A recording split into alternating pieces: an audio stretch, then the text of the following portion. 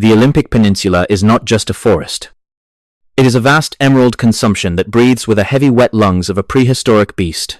People come here seeking the sublime, but they often forget that the wilderness does not possess a moral compass. It does not care for your intentions or your equipment. In April of 2017, the Sol Duc River Valley was a cathedral of dripping cedar and suffocating moss, a place where the light of the sun struggles to touch the floor, even at high noon. The air was a thick slurry of mist and wood rot, the kind of cold that crawls under your fingernails and stays there for days. This is where Jacob Gray decided to ride his bicycle into the mouth of the unknown. He was 22 years old, fit and experienced, yet the forest swallowed him without leaving so much as a ripple in the ferns. Jacob set out on a journey that was supposed to be a trek of self-discovery, a solo expedition into the heart of the rugged Washington wild. On April 6, 2017, he pedaled his bicycle down the Sol Duc Road, a narrow vein of asphalt that bleeds deep into the park.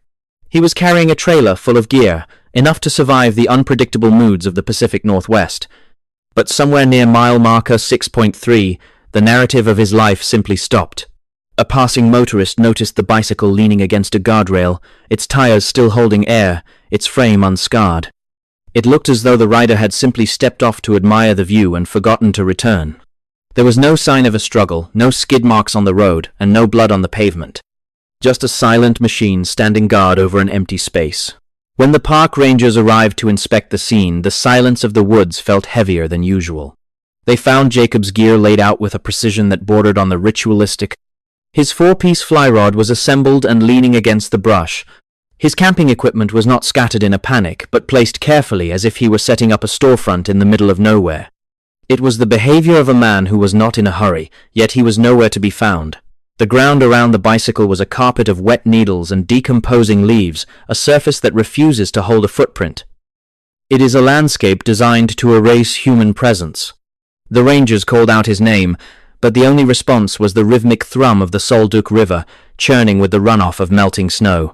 The search that followed was an exercise in futility and creeping dread.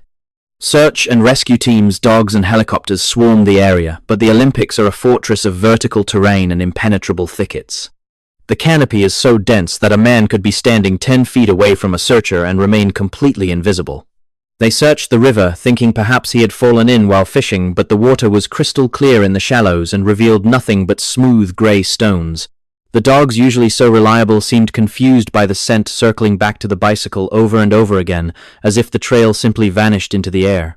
It was as if Jacob Gray had ceased to be a physical entity the moment his feet touched the soil beside the road. As the days turned into weeks, the official search was scaled back, leaving a vacuum of grief and unanswered questions. Jacob's father, Randy Gray, refused to let the forest win. He became a fixture in the park, a ghost haunting the trails in search of his son. He spent months living out of his vehicle, trekking through the Devil's Club and the Vine Maple, his eyes scanning every ravine and every fallen log. He spoke of the forest as if it were a sentient adversary, a thing that was hiding Jacob out of some dark, inexplicable malice. The forest floor in the Olympics is a chaotic mess of downed timber and sinkholes hidden by ferns, a place where you can feel eyes on the back of your neck even when you are miles from the nearest trail. There is a specific kind of psychological exhaustion that sets in when you are looking for someone in a place that feels wrong. The air in the Sol Duc Valley carries a metallic tang, a scent of ozone and whetstone that heightens the senses until every snap of a twig sounds like a gunshot. Investigative reports noted that Jacob had left behind his wallet and his identification, taking only a few basic items with him into the brush. Why would a seasoned outdoorsman abandon his primary means of transport and his survival cache to wander into some of the most unforgiving terrain on the planet? Some whispered of a mental break, while others wondered if he had encountered something on that road that didn't belong in our version of reality. The local legends speak of things that move through the trees without making a sound, beings that inhabit the liminal spaces between the peaks. Months bled into a year, and the case of Jacob Gray became another grim entry in the ledger of the missing. The snow fell and buried the valley, then melted away to reveal the same indifferent greenery. It wasn't until August of 2018, over 500 days after he vanished, that the mountains finally gave up a piece of the puzzle. A group of field biologists working in a remote area far above the Sol Duc Valley stumbled upon a site that defied logic. They were high up on a ridge near Hoh Lake, an elevation of over 5,000 feet. There, amidst the jagged rocks and the thin mountain air, they found a scattering of gear and human remains. It was Jacob, The location of the find was a slap in the face to every search protocol and every theory of human behavior. To get from the spot where he left his bicycle to the ridge where his remains were found, Jacob would have had to climb thousands of vertical feet through some of the most brutal off-trail terrain in North America. He would have had to navigate through dense brush scales, steep embankments, and cross treacherous ridgelines in the dark or in the pouring rain. He was found nearly 5 miles away from his bike, but in terms of effort and elevation it might as well have been 50 miles. There was no logical reason for him to be there. No trail led to that spot, and there was no water source or shelter that would have drawn a rational person to that height. When the investigators examined the site, the details only grew more disturbing. His clothing was described as being torn, and his gear was strewn about in a way that suggested a sudden violent dispersal or a state of extreme disorientation. Yet the medical examiner could not determine a definitive cause of death due to the state of the remains. Was it hypothermia? Paradoxical undressing often leads victims to shed their clothes in a final delusional heat flash. But that doesn't explain the climb. It doesn't explain why he would choose to ascend into the killing cold of the high peaks rather than staying by the road where help was a certainty. It is as if he was being lured, or perhaps driven by something that the rest of us cannot see. The terrain where he was found is characterized by sharp basaltic rock and stunted trees that look like twisted limbs reaching out of the ground. It is a place of thin air and silence where the wind howls with a human frequency. If Jacob had been trying to save himself, he went in the exact opposite direction of survival. There is a pattern in these cases, a recurring theme of victims being found in locations that are physically impossible for them to reach, or in places that had been searched multiple times before. The ridge near Hoh Lake had been scanned by helicopters during the initial search, yet nothing was seen. It is as if the mountain held him in a pocket of shadow until it was ready to let him go. The cynical observer might say he simply got lost and wandered upward in a daze, but that ignores the sheer physical demand of the journey. To hike that distance and that elevation without proper gear in the conditions present in April is a feat that would challenge an elite mountaineer. Jacob was a strong young man, but he was not a mountain goat. There is a sense of frantic, desperate movement in the way his path unfolded, a trajectory that speaks of someone fleeing from a terror that left no tracks. We see it time and again in the high country. A person steps off a paved road and is found a year later in a place where they never should have been able to stand. Even now, with his remains interred and the official file closed, the air around the Sol Duc remains heavy with the unresolved. The forest has a way of absorbing the screams of the lost, muffling them with a thick blanket of moss until they are nothing but a memory of a sound. We look for footprints and we look for clues, but we are looking with human eyes at a problem that may not be human in origin.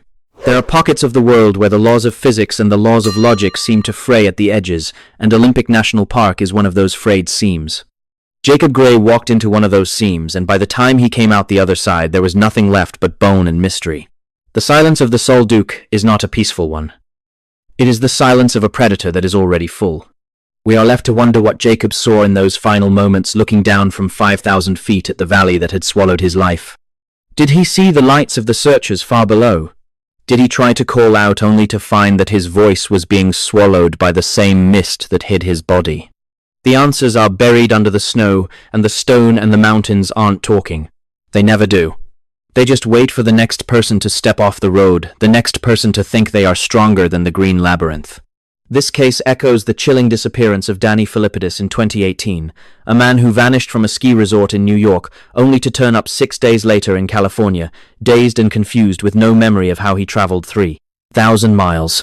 It also brings to mind the case of Jared Negrete, who vanished on Mount San Gorgonio in 1991, leaving behind only a series of haunting photographs on his camera that showed his eyes becoming increasingly dilated and terrified before he disappeared forever into the rocky heights.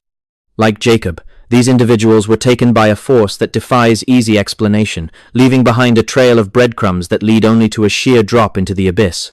There is a predatory intelligence at work in our wild places, one that plays by rules we have yet to learn, and until we do, the list of the missing will only continue to grow. The heavy mist of the Olympic Peninsula does not just sit on the land. It breathes with it. When you stand in the shadow of the Sol Duc Valley, you are standing in a place that has forgotten the passage of time as we understand it. The air is thick with the scent of decaying cedar and the metallic tang of wet stone, a combination that sticks to the back of your throat like a physical weight. Jacob Gray was a young man in the prime of his life, a cyclist, an athlete, someone who understood how to push his body to its absolute limits. But the limits of the human frame are irrelevant when you step into a geography that refuses to obey the standard rules of engagement. On that day, in early April, the temperature was hovering just above freezing, a biting dampness that seeps through Gore-Tex and wool alike, settling deep into the marrow of your bones. Jacob left his bicycle leaning against a tree near the trailhead, a casual gesture that suggests he intended to return within minutes. There was no sign of a struggle, no scuffed dirt, no discarded gear. Just a mountain bike standing as a silent sentinel to a life that was about to be rewritten by the woods. The river was running high and fast, a churning slurry of glacial melt and broken branches that roared with a deafening low-frequency thrum. This is the sound that searchers often describe as a wall of white noise that masks any other sound. A scream, a whistle, or the snapping of a dry limb would be instantly swallowed by that watery chaos. We are told that Jacob likely slipped, that he was taken by the current and swept away into the frigid depths. It is the logical explanation, the one that allows the authorities to sleep at night. But the river does not explain the ridge. The river does not explain how a man with no mountaineering gear, no heavy clothing, and no food managed to ascend thousands of vertical feet through some of the most punishing terrain on the North American continent. To move from the riverbank to the high ridges of the Sol Duc is to engage in a vertical war against gravity and thicket. The brush is a tangled web of devils, club, and vine maple, a biological barbed wire that tears at the skin and catches the clothing of anyone foolish enough to try and force a path through it. For months, the search teams combed the lower elevations, their boots sinking into the saturated moss that blankets the forest floor like a wet sponge. They found nothing. No scraps of clothing, no biological traces, no scent for the dogs to follow. It was as if Jacob had simply ceased to exist the moment he stepped off the paved road. His father, Graham Gray, refused to accept the silence of the official reports. He spent his own days and nights in those woods, a man driven by a singular, agonizing purpose. He walked the same trails, stared into the same shadows, and felt the same oppressive weight of the forest pressing in on him. He spoke of the way the light changed in the valley, how it seemed to bend and distort as if the very air was made of thick liquid glass. There is a specific kind of dread that settles over a person when they realize they are being watched by something they cannot see. It is a primal, lizard brain response to a predatory presence that operates just outside the frequency of human perception. When the remains were finally located more than a year after the disappearance, they were not in the river. They were not in the valley floor. They were found at an elevation of over 5,000 feet, perched on a rocky outcropping that would challenge an experienced climber with a full rack of gear. Jacob was found in a place where he should not have been able to stand, let alone survive for any length of time. The location was so remote and so difficult to reach that it took the recovery teams hours of grueling effort just to secure the site. The bones were scattered, bleached white by the sun and the wind, a stark contrast to the dark volcanic rock of the ridge. There was a sense of frantic, desperate movement in the way his path had unfolded. A trajectory that speaks of someone fleeing from a terror that left no tracks. We see it time and again in the high country. A person steps off a paved road and is found a year later in a place where they never should have been able to stand. Even now, with his remains interred and the official file closed, the air around the Sol Duc remains heavy with the unresolved. The forest has a way of absorbing the screams of the lost, muffling them with a thick blanket of moss until they are nothing but a memory of a sound. We look for footprints and we look for clues, but we are looking with human eyes at a problem that may not be human in origin. There are pockets of the world where the laws of physics and the laws of logic seem to fray at the edges, and Olympic National Park is one of those frayed seams. Jacob Gray walked into one of those seams, and by the time he came out the other side, there was nothing left but bone and mystery. The silence of the Sol Duc is not a peaceful one.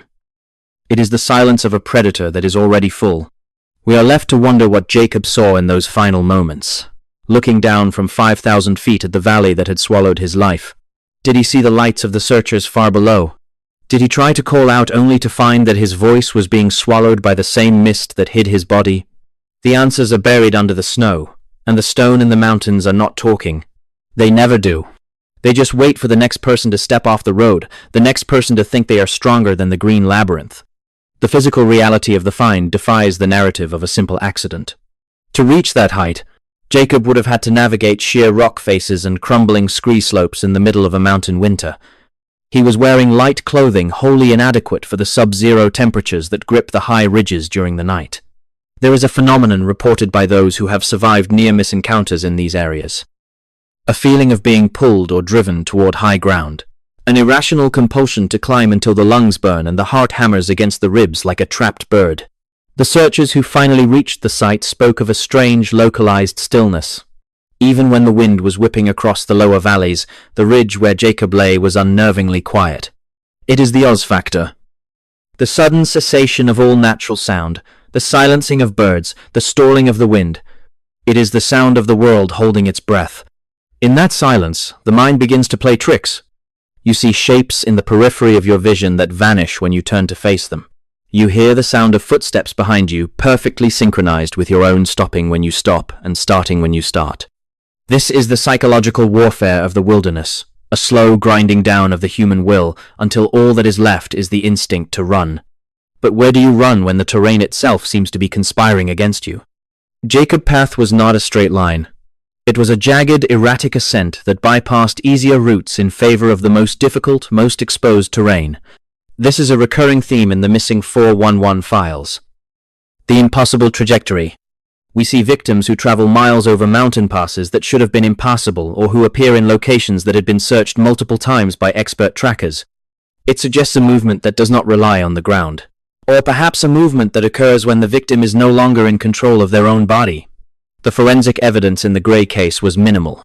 The elements had done their work, stripping away the soft tissue and the clothing, until only the calcified remains were left to tell the story. But bones do not speak of fear. They do not speak of the shadow that followed him up the mountain or the cold that finally claimed him. The official cause of death remains inconclusive, a bureaucratic shrug in the face of the inexplicable. They will tell you it was hypothermia. They will tell you it was a fall. But they will not tell you why a young man would leave a perfectly good bicycle and walk into the maw of a mountain range with nothing but the clothes on his back. They will not tell you why he climbed until he could climb no further and then lay down in the dirt to wait for the end. The sheer verticality of his final resting place is a slap in the face to traditional search and rescue theory. If he were injured, he could not have climbed. If he were lost, he would have followed the water downhill toward the road and the lights of civilization. Instead, he went up. He went into the clouds, into the thin air where the trees give way to stone, and the only company is the wind. This case echoes the chilling disappearance of Danny Philippidis in February of 2018. Danny was a firefighter, a man trained to handle stress and navigate difficult environments. He vanished from a ski resort in New York, only to turn up 6 days later in Sacramento, California. He was dazed, confused, and still wearing his skiing gear, including his helmet and boots. He had no memory of how he had traveled nearly 3,000 miles across the continent. He had no identification, no money, and no explanation for the gap in his life. Like Jacob, Danny was taken by a force that defies easy explanation, a force that seems to transport people across vast distances or into impossible locations with a total disregard for the laws of space and time. Danny was one of the lucky ones who came back, though he returned as a man haunted by a journey he could not remember. It also brings to mind the case of Jared Negrete, who vanished on Mount San Gorgonio in 1991. Jared was a 12-year-old boy who fell behind his scout troop and simply evaporated into the thin mountain air. The search for him was one of the most extensive in California history, involving hundreds of volunteers and sophisticated aerial surveillance. They found his camera. When the film was developed, it revealed a series of haunting photographs that Jared had taken during his final hours.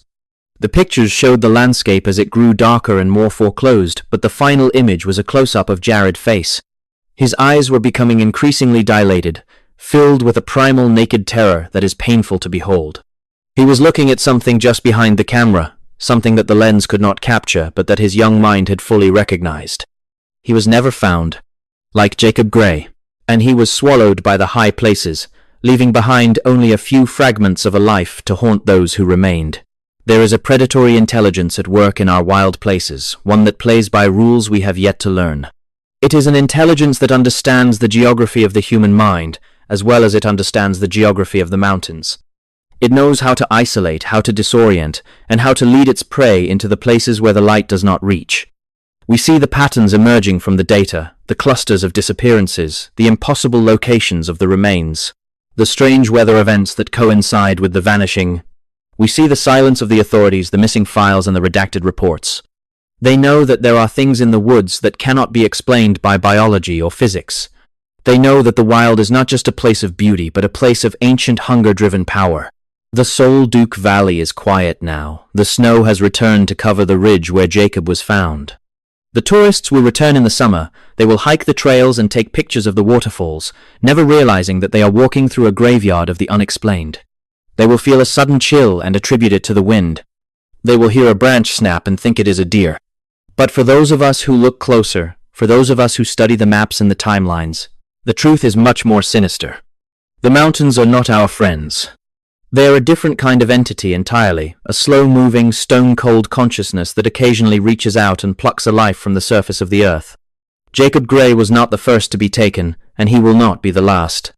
The list of the missing continues to grow, a long, silent roll call of the lost who were taken by the Green Labyrinth. As you sit in the safety of your home with the doors locked and the lights on, remember that the wild is only a few miles away. It is a world of shadows and shifting boundaries. A place where the rules of the civilized world hold no sway. When you look at the jagged peaks of the Olympic range, do not see them as a challenge to be conquered. See them for what they really are. A boundary. A wall between our world and something much older, much darker, and much more patient. The silence of the Sol Duc is waiting for you. It is waiting for the next person to step off the road, the next person to think they are stronger than the mountain. And when it takes you, it will not leave a trail. It will only leave a hole in the world where a person used to be, and a story that no one wants to believe. The case of Jacob Gray remains a testament to the sheer terrifying unpredictability of the wilderness. It serves as a grim reminder that we are guests in a landscape that does not care for our survival. The anomalies of his ascent, the impossible location of his remains, and the frantic nature of his final movements all point toward an encounter with something that defies our understanding of the natural world.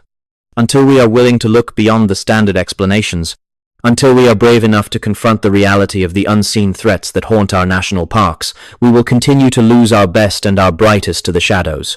The mountains are watching, and they are always hungry. The pattern is there for those who have the eyes to see it, a trail of breadcrumbs leading directly into the abyss. And in that abyss there is only the cold, the dark, and the eternal silence of the missing.